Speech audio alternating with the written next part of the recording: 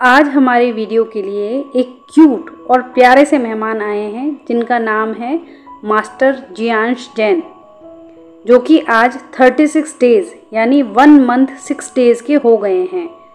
जब ये पैदा हुए थे तब इनके एक फुट में ऑर्थोपेडिक डिफॉर्मिटी थी जिसे CTEV कहते हैं। और आज हमारे वीडियो का टॉपिक भी CTEV ही है। CTEV जिसे क्लब फुट भी कहते हैं। CTEV की फुल फॉर्म है कंजेनाइटल टेलिपस इक्वाइनस वेरस। कंजेनाइटल यानी बाय बर्थ। बाय बर्थ अगर किसी बेबी का फुट इनवर्ड इंक्लाइंड है, एक्सियली आउटवर्ड रोटेटेड है और डाउनवर्ड पॉइंटेड है, जैसा कि आप देख सकते हैं, तो इसे कंजेनाइटल टेलिपस इक्वाइनस वेरस या CTEV कहते हैं। हमारे फुट रेस्पॉन्सिबल होते हैं स्टेबिलिटी, बैलेंस और लोकोमोशन के लिए, और इसके लिए फुट स्ट्रक्चर्स का वेल डेवलप्ड होना बहुत ज़रूरी है। लेकिन क्लब फुट में जो बेबी होता है उसके बोनी डिफॉर्मिटी के साथ साथ सॉफ्ट टिश्यू कॉन्ट्रैक्चर भी होता है। इसमें टेंडन्स शॉर्ट हो जाते हैं और काफ मसल्स अंडर डेवलप्ड होती हैं। ये कंडीशन बायलैटरली यानी दोनों ही फुट में भी हो सकती हैं और यूनिलैटरली यानी एक फुट में भी हो सकती हैं। जियांश को ये प्रॉब्लम यूनिलैटरल यानी एक ही फुट में है।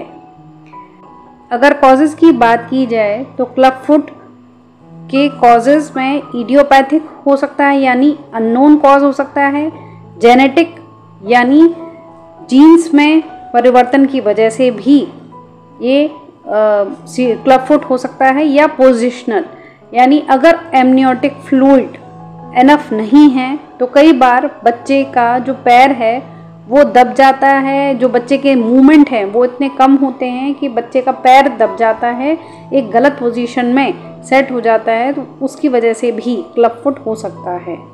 अब बारी है कि क्लब फुट को ट्रीट कैसे किया जा सकता है। तो जैसे ही बच्चा बॉर्न होता है, बच्चा पैदा होता है, वैसे ही पीडियाट्रिशियन को दिखाना चाहिए, जिससे कि अगर बच्चे के अंदर किसी भी तरीके की एबनॉर्मलिटी है तो उसको टाइमली ट्रीट किया जा सके।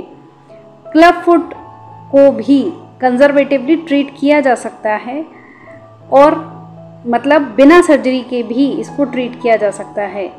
अगर आप स्टार्टिंग के 2 वीक्स में ही ट्रीटमेंट स्टार्ट कर देते हैं क्लब फुट का तो बहुत अच्छे रिजल्ट्स देखने को मिलते हैं।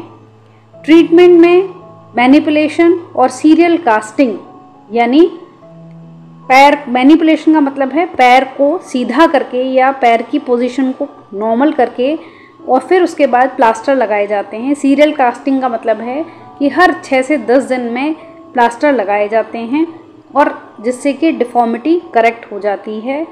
ऑलमोस्ट 7 से 8 वीक में डिफॉर्मिटी करेक्ट होने लगती है। ये सिवियरिटी पर डिपेंड करता है कि कितनी जल्दी डिफॉर्मिटी करेक्ट होती है। लेकिन डिफॉर्मिटी करेक्शन के बाद भी ये क्लब फुट की प्रॉब्लम दोबारा आ सकती है, तो इसका रीअकरेंस ना हो उसके लिए ब्रेसेस और करेक्टिव शूज़ बच्चे को पहनने के लिए दिए जाते हैं, वो भी लंबे समय तक, जिससे कि प्रॉब्लम दोबारा ना हो।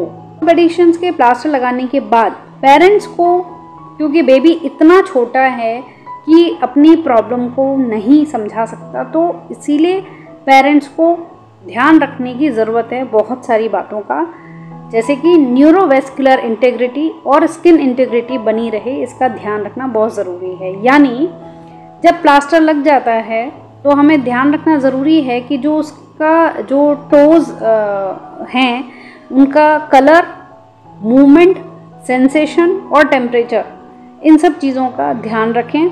जैसे कि कलर में जो टोज़ हैं उनका कलर चेक करें कि वो ब्लूइश ना हो या फिर पेल येलो ना पड़े, उनमें उनका जो कलर है वो नॉर्मल हो। इसके अलावा जो टोज़ हैं वो मूवमेंट हो रहा हो, इमोबिलाइज नहीं होने चाहिए, टोज़ खुले होने चाहिए, सेंसेशन नॉर्मल होना चाहिए यानी लॉस्ट नहीं होना चाहिए।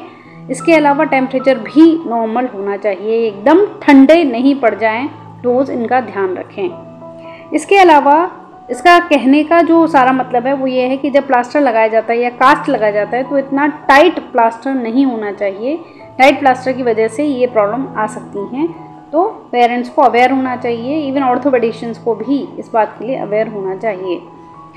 प्लास्टर के एजेस जो हैं, जो आपने कास्ट लगाया है उसकी जो एजेस हैं, वहाँ भी पेरेंट्स को ध्यान रखने की ज़रूरत है कि स्किन इरिटेशन या स्किन ब्रेकडाउन यानी कट नहीं लगना चाहिए प्लास्टर की वजह से, क्योंकि प्लास्टर बहुत टाइट होता है और बेबी की स्किन बहुत ही नाजुक होती है। तो ये ध्यान रखने की ज़रूरत है कि जहाँ पर प्लास्टर लगा है उसके जो एजेस हैं वहाँ पर कट ना लगे या रेडनेस नहीं होनी चाहिए, एक नॉर्मल स्किन फील होनी चाहिए। तो मैंने आज इस वीडियो में आपको एक ब्रीफ आइडिया दिया क्लब फुट के बारे में। मेरा उद्देश्य बताने का या इस क्लब फुट के बारे में बताने का उद्देश्य मेरा यही है कि जब भी बेबी बॉर्न हो तो पेरेंट्स को अवेयर होना चाहिए, तो पीडियाट्रिशियन से कंसल्ट करना चाहिए। और अगर किसी भी तरीके के बच्चे के अंदर कोई भी एबनॉर्मेलिटी या डिफॉर्मिटी आप देखें तो तुरंत उसका ट्रीटमेंट के लिए आपको कंसर्न डॉक्टर से कंसल्ट करना चाहिए, जिससे कि बेबी नॉर्मल हो और ट्रीटमेंट अगर कराना हो तो टाइमली वो स्टार्ट हो सके।